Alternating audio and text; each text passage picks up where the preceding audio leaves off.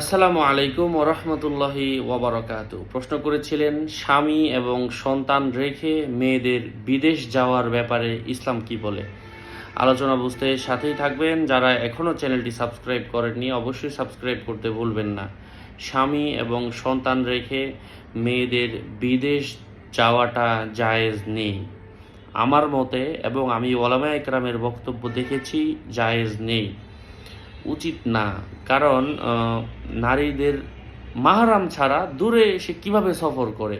এটা তো সফরের দূরত্ব, দেশের মধ্যেই তো সফরের দূরত্বের পরিমাণ হলে কাউকে নিয়ে যেতে হয়, সেখানে সে আবার এক দেশ পার হয়ে কয়েক দেশ পার হয়ে অন্য দেশে যাচ্ছে। এটা কিভাবে সে তার ইমানকে হেফাজত করবে, কিভাবে তার মাহরাম থাকবে?